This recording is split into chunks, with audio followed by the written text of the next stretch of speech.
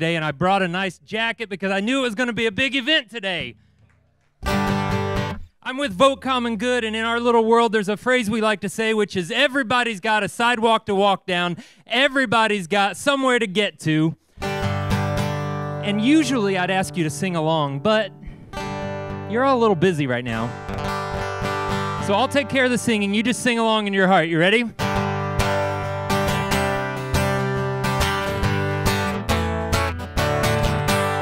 Everybody's got a sidewalk to walk on. Everybody's got a road to go down. Everybody's got somewhere to get to. Everybody everywhere with glory bound. Yeah, everybody's got a sidewalk to walk on. Everybody's got a road to go down. Everybody's got somewhere to get to. Yeah, everybody everywhere with glory bound. Everybody everywhere with glory bound.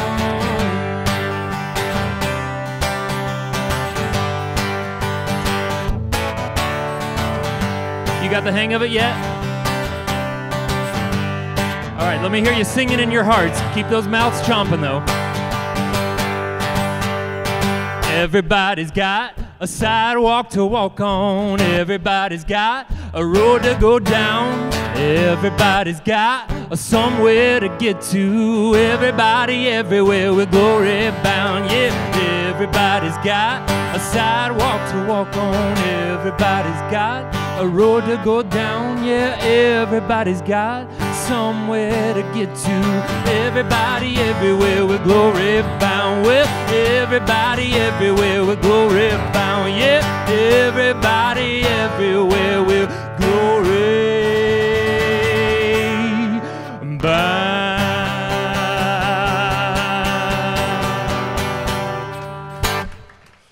Yeah. Hey, all. My name is Doug Padgett. I, too, am a pastor. It is just a day full of pastors. Good to see you all. We travel the country with Vote Common Good, asking faith voters to make the common good their voting criteria, and for many of them, that means voting for a Democrat. Some of them, the people we meet, for the very first time ever in their lives, they've considered voting for a Democrat. That's the work we do. We normally feel like we can just travel about the country, do our events. We were just up in Pittsburgh. We were in Michigan. We're here today. We're going down to Dallas. We're going to be over in Austin. We're going to go back up to Kansas and through to Iowa and then back up to the Midwest. We travel around holding these events. We don't always get to buy lunch for pastors, though, so this is a pretty good day for us. So thank you for coming, letting us buy you lunch and have you be part of this event with us today, because we know how important pastors are, especially at this time. It's not enough, I've realized, to just say to people, make the common good your voting criteria, because we have a particular threat of Christian nationalism in the United States. It's a real problem, and I come from the evangelical tradition, a white pastor from the evangelical world, and I know that my tradition is a big part of the problem. So that's part of the reason that we're out here, and I didn't know that we'd have to travel the country after we got rid of Donald Trump on Election Day in 2020, asking other candidates to statedly reject insurrections and Christian nationalism, that we have to put on a banner and on the side of our bus, faith, hope, and love, not insurrections and Christian nationalism. And when people see that message, they honk at us and give us hand signs that tell us they disagree on the highways. We have a problem going on in our country, and we have to say something about it. And it's not just with some voters. It's with elected officials. You got a Congresswoman from Georgia that sells proud Christian nationalist T-shirts on her website. You've got a Congresswoman from deep in Texas that sells a T-shirt that's the new MAGA movement, Make America Godly Again. You've got a Congresswoman from Colorado who says that the separation of church and state is all nonsense and churches need to lead our government. Now look, I've been a pastor for my entire adult life. And I've been trying to tell people that their faith should matter to them, but I don't want the government running my religion, and I don't want my religion running my government, because that's not going to work well for anybody, and maybe I could get an amen from you about that. Now look, we honestly believe that everybody is the salt of the earth and the light of the world. I believe Jesus is right, that everybody is a beloved child of God, no matter who you are, what you've done, where you've come from, or where you're going. I believe Sarah Huckabee Sanders is a child of God. She's the light of the world and the salt of the earth. But not every light of the world should be the governor of the great state of Arkansas, and we need to make sure that she doesn't take her dim little light and mess up this state. That's why we're here to support Chris.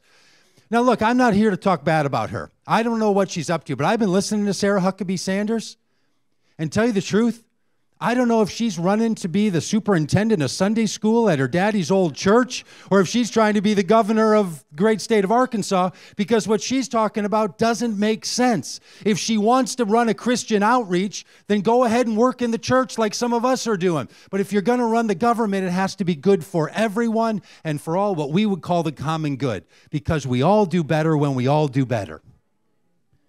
And this is what we're up to in this country. The reason we're so glad to be here, we think Chris Jones is a unique candidate. You're probably here for the same reason. You know, you came for Chris and you stayed for the food. That's a good day.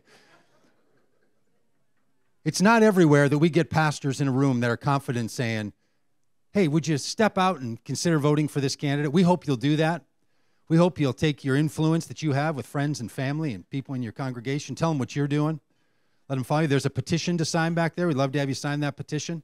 We have some stuff on the table for you. We put together a curriculum about Christian nationalism. It's designed for churches and small groups. You can look through all that. We did a bike ride across the U.S.-Mexico border a year ago. A year ago today, we were in Arizona. We rode from San Diego, California, all the way along the U.S.-Mexico border on bicycles, and then to the eastern coast of Florida to tell the story about what's happening on our border, because we knew Republicans would start lying about immigrants in the border.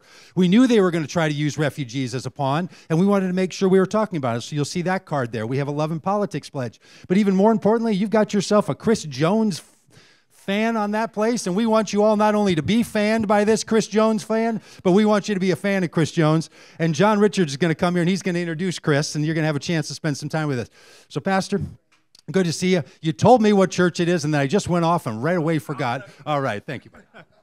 All right, good afternoon. How are y'all doing? I'm John Richards. I am a pastor on staff at St. Mark Baptist Church here in Little Rock, Arkansas, where Pastor Philip L. Pointer Sr. is the senior pastor. And I have the esteemed privilege of introducing someone who I think is a man who is built for this moment. In a culture that's becoming increasingly polarized, Chris Jones is a breath of fresh air. I call him the unicorn because you couldn't have built a better person for this moment. Chris has an undergraduate degree from the greatest institution known to mankind, Morehouse College in Atlanta, Georgia. He's a fellow Morehouse man. He also is a graduate of MIT, nuclear engineer, and has a PhD in urban planning.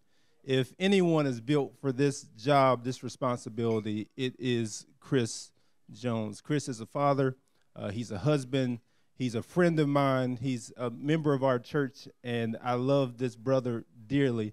I want you all to give it up for the next governor of the state of Arkansas, Chris Jones.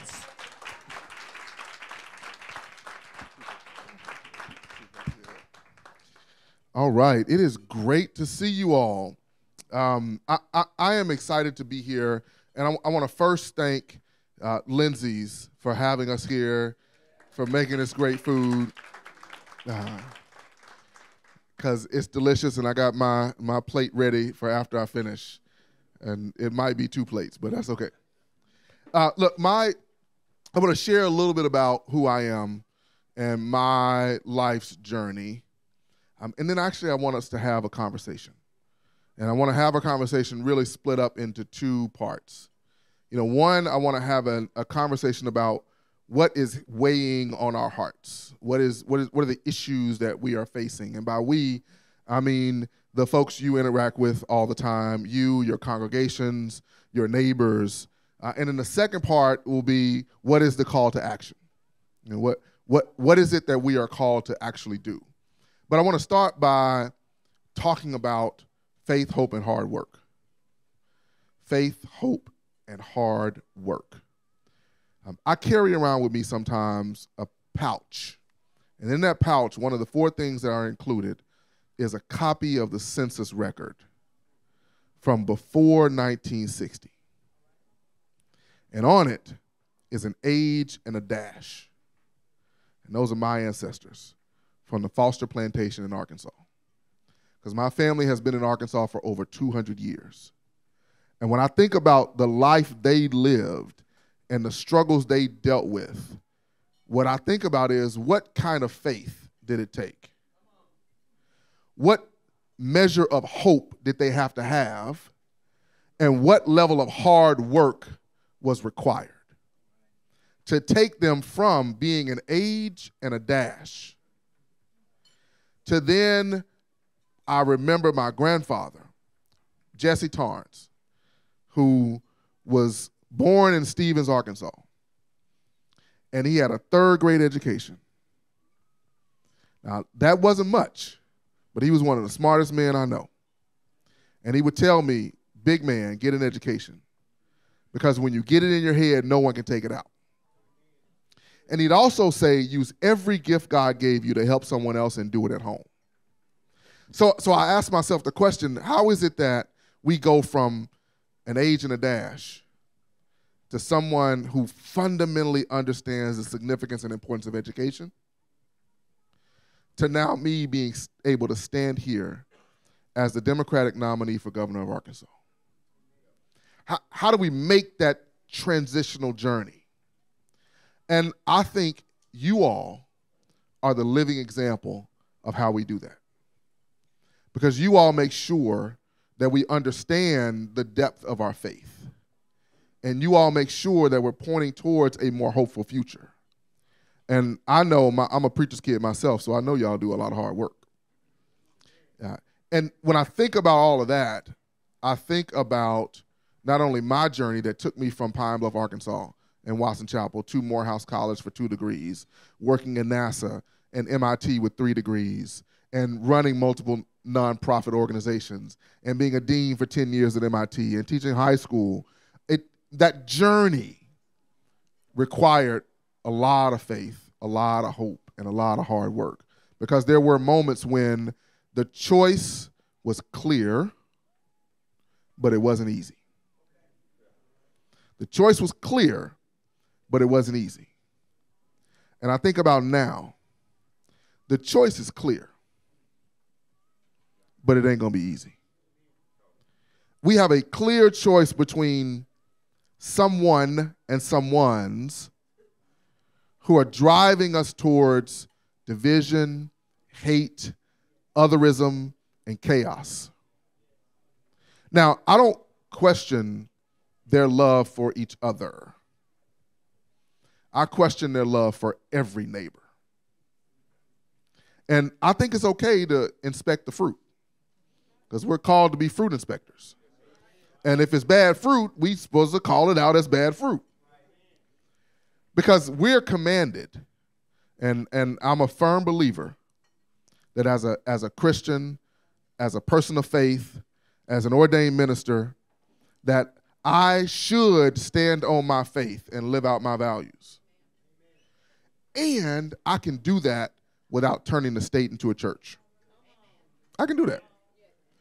But in standing on my faith and living out my values, it's that second commandment that I fight every day to live out. And that is to love thy neighbor as thyself.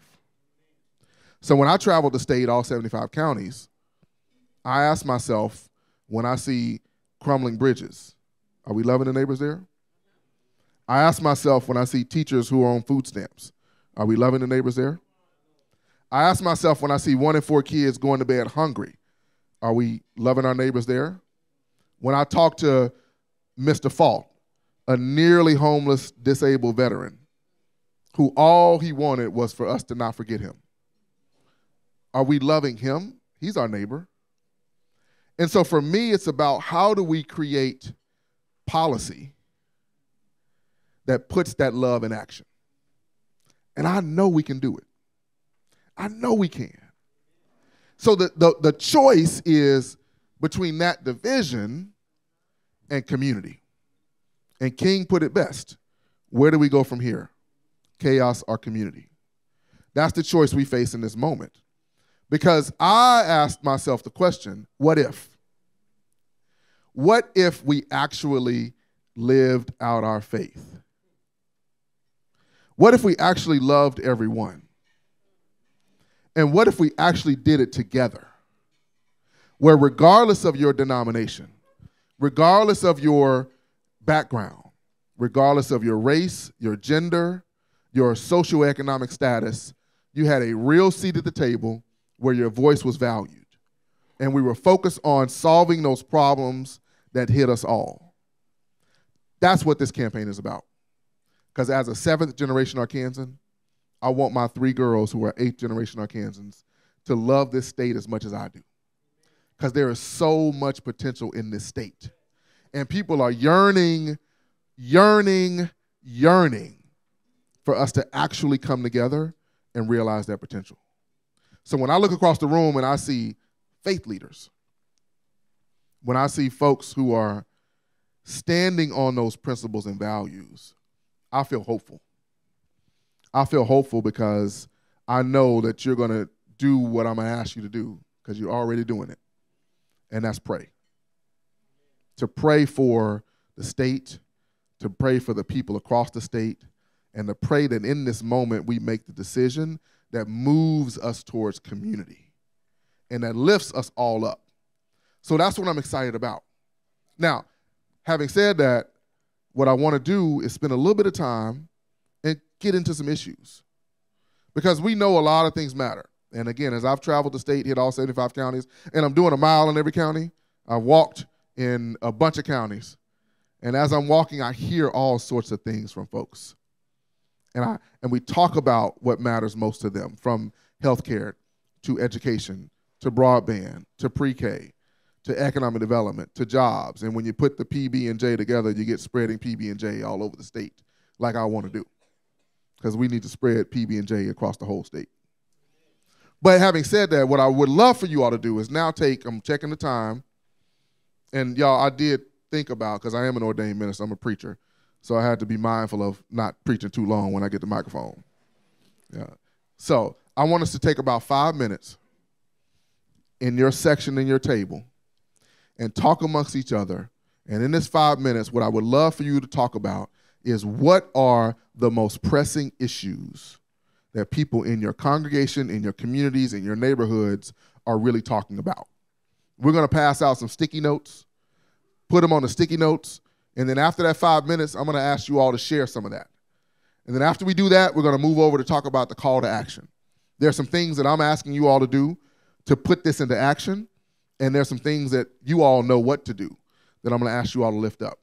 So if we would, take about 5 minutes among your table, have the conversation with each other about what issues matter, and then we're going to lift those up. Is that all right?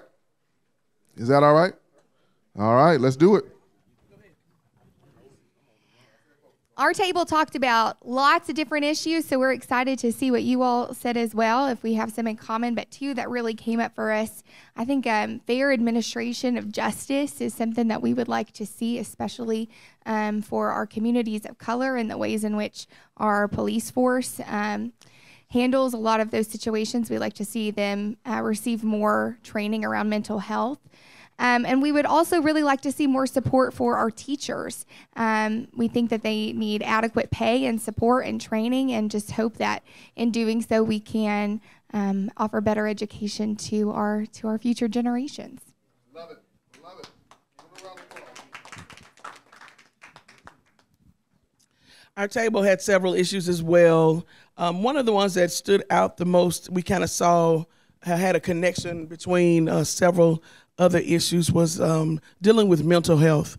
And we were talking about veterans assistance and the homeless and things of that nature. And it kind of stemmed back to the fact that we need accurate assessment of individuals' mental health so that they can get the resources that they need. Also, the second issue was dealing with the financial impact of the pandemic and the needs of individuals whose homes may need some assistance. So say, for instance, we were talking about programming for home improvement. And then the conversation around, well, is it for a particular demographic? And then it was lifted up that because of the pandemic and lack of work, then lack of finance, then credit scores changing and things of that nature, any demographic now could need that type of assistance. So those are our 2 areas of concern. Love it. Yes, give her a round of applause. And as you're saying this, if you hear something that you want to sign up to work on, let us know. We said healthcare is one concern. We pastor senior adults, and healthcare is a growing issue. A church with a lot of rural healthcare, a state with a lot of rural healthcare, that should be at the top of the list in terms of moral concerns. Another thing we said was just the integrity of our government, right? Like, in a healthy democracy, we can sit around and policy nuance and talk about should the line be here or here or here, but when you're denying election results and there's bloodshed in the Capitol, like, that's a different ballgame. So just the basic integrity of our government. Love it. Love it.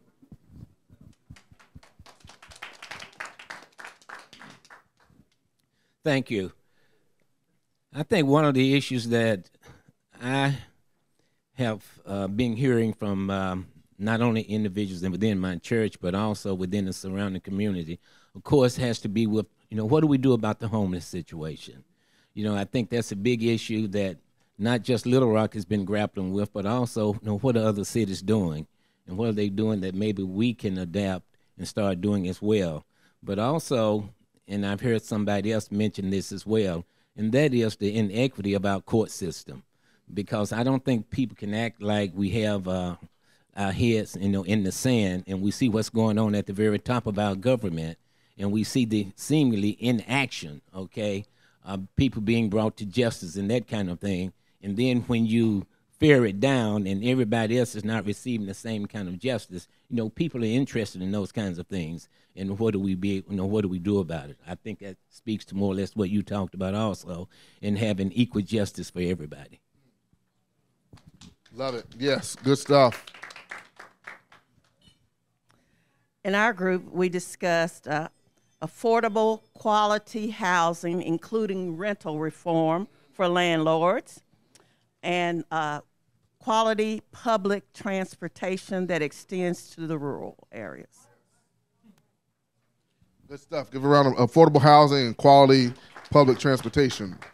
And before I get to the last group, I will say, if you haven't already, check out our website at chris4governor.com. Some of these issues you'll find on there.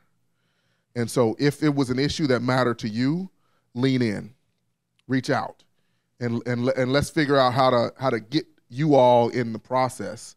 Because one thing I know is that I don't know anything. My Bible tells me that my knowledge is finite and God is infinite. My science tells me that my knowledge is finite and that I know about less than 1% of their things that there is to know. So whether I lean on my science or my faith, I don't know anything. Together, though, we have the answers we need. And together is how we realize the solutions that are so critical. All right, last group. Thank you. We have 3 tables, so I'm just saying. I just wanted to mention we did highlight a number of those other topics that you covered, but one that seems to be a systemic issue is crime, and we don't want to just think of it as linear, who shot John or whatever, but we want to think about the impact of it across the community and how it starts and the multifaceted issues around crime. And then we talked about a number of the issues as well as inequity, but we also talked about equity as it pertains to education or health care and bringing equity to all of those areas. Thank you. Love it. Yes, give a round of applause for all of you all. So now we're going to move to the call to action. And it's so important that we translate our words, our ideas, our vision into action. What are we going to do? And here's the deal. In Arkansas, we are 50th in voter registration and 50th in voter turnout. We have 3 million people in this state. In 2020, there were 1 million Arkansans who could have voted but didn't. They stayed home. These are folks who sit in our churches, sit in our synagogues, sit in our mosques. These are people that we pass at the grocery store and the gas station These are our neighbors, our family members. So part of what I believe we're called to do is to get folks in the process, to get folks engaged. And that means everybody. So part of what I'm asking you all in this call to action is, how do we do that? What are the actions we can take to move people to the polls so that we can begin to address some of these key issues that you all lifted up and really move us towards community? We have a couple things I'll throw out. We have Get Loud over here. There's a QR code to voter registration and information. Make sure it's nonpartisan. Make sure you check it out. And that's a resource to use. That's important. I know Vote Common Good is going to share a couple things in just a second as we get ready to close. I want you all to know you all can take our signs, take our flyers, take our church fans, and spread the word that way. I'm going to ask you all to do something, again, that I know you're already doing. Because in this moment, we talked about issues, and you all lifted up some of this. Usually people don't lift it up, but you all lifted up something that is very important. When I've crossed the state, and again, literally been to every county, and my feet have been on the soil in every county and across the state, the common thing that people really say through their words or their actions is that I am ready for love, for fairness, and for justice. That isn't contingent upon the color of my skin, my last name, or how much money is in my bank account. And that's what I'm hearing. Yes, we have to address crime. Yes, healthcare matters. Yes, education matters. And the common theme is that it's time for a different kind of community. I am confident that we can get there. I am confident that we can get there. It requires us to plant and water. That's our job. Plant and water. Because if we do that, we'll position God to bring the increase. So the last thing I'm going to ask before I turn it over is, because this is important to me, I'm asking you all for your prayers today. That we come together and we pray. I'm asking for your personal prayers. My wife is amazing. I didn't talk about her earlier, but let me just give her a shout out. She's an ER doc, an Air Force veteran, the state medical director for disaster preparedness, mom to 3. She teaches an exercise class that I'll never take because I ain't messing around. And we are on this journey together, and we're on this journey because we love Arkansas. And we love the people of Arkansas. And every child and every family and every person in this state deserves an opportunity to realize their potential. I got it because of folks like you all who prayed and fought and worked. And I'm going to use every ounce of my being to do what my grandfather told me, to use every gift I have to help someone else and do it at home. God bless you all. Thank you, buddy. Well, as Chris said, we're gonna pray for him here in a minute. He's asked. We're gonna gather around him and do that style of prayer, which I'm really excited about. That we have a chance to do that. We're gonna set you up for some prayer. You know, faith without works is dead. It's good to be reminded that you got to work, right? And hope is the confidence in the things not yet seen. And if you can win an election and don't have love, what good is it, right? There's a lot going on that those are all verbs, by the way, aren't they?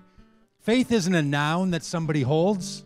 Faith is an action. Hope isn't something that some of us have. Love is not a feeling you have. It's a way to act. So this is going to be a call for you to come around. Now, we're going to have Dan sing you a song, because what I have found is that sometimes people need a moment to get ready for prayer, that prayer gets set up with a little music and sort of a calling forward. And we have to remember there's a lot of people that need a change.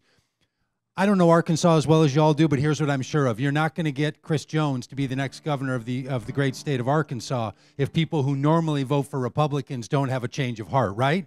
We got to turn some people out every last vote, and then we got to turn some hearts and minds, and there are people waiting to change.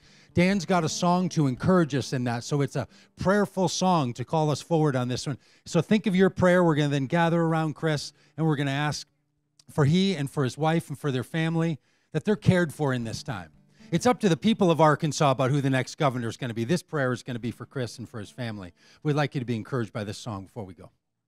Well, my name's Dan, and I was a pastor for a good 14, 50 years. And then I wrote this song, and Fox News picked it up, and not in a good way. I received death threats, was fired from my job, and changed the whole trajectory of my life. But that's just probably a fraction of the hate and the angst that Chris is getting. So definitely lift him up in prayer. It's an angry world out there, and the only way to confront that is with love. And I tried to do that with this song. It's called Hymn for the 81%, and it references the 81% of white evangelicals that voted for Donald Trump in 2016. And this is sort of a letter in a song to my brothers and sisters from that faith tradition. I grew up in your churches, Sunday morning and evening service, I knelt in tears at the foot of the rugged cross. You taught me every life is sacred, feed the hungry and clothe the naked. I learned from you the highest law is love.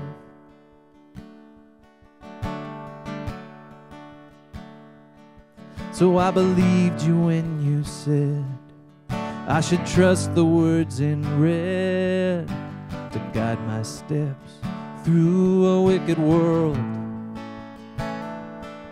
And I assumed you'd do the same. So imagine my dismay when I watched you lead the sheep straight to the wolves.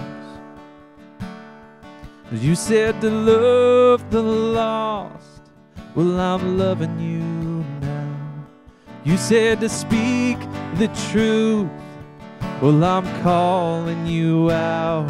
Why don't you live the words that you put in my mouth? May love overcome and justice roll down. Oh, they started putting kids in cages, ripping mothers from their babies, and I look to you to speak on their behalf. Oh, but all I heard was silence, or worse, you justified it, singing glory, hallelujah, raise the flag. See, your fear had turned to hatred, but you baptized it with language torn from the pages of the good book. You weaponized religion, and you wonder why I'm leaving to find Jesus on the wrong side of your walls. 'Cause you said to love the lost, well, I'm loving you now. You said to speak the truth, well, I'm calling you out. Why don't you live the words that you put in my mouth? May love overcome and justice roll down.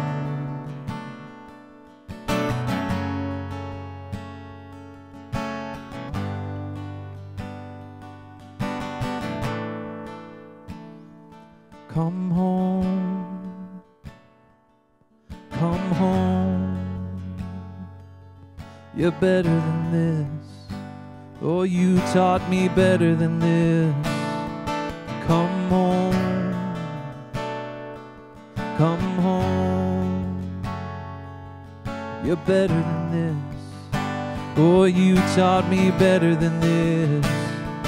Come home, come home. Oh,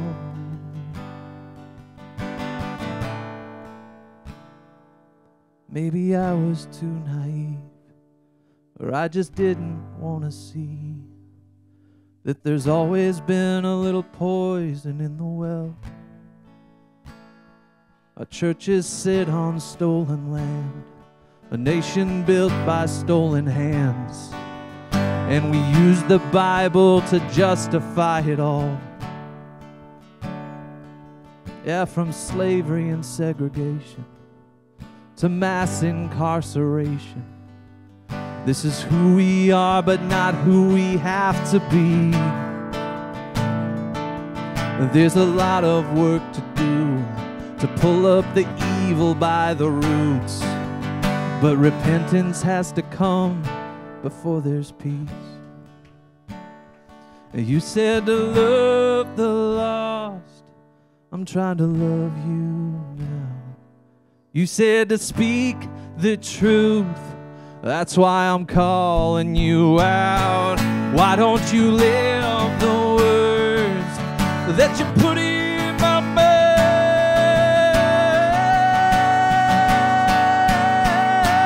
May love overcome and justice roll down. May love overcome and justice roll down. May love overcome and justice roll down.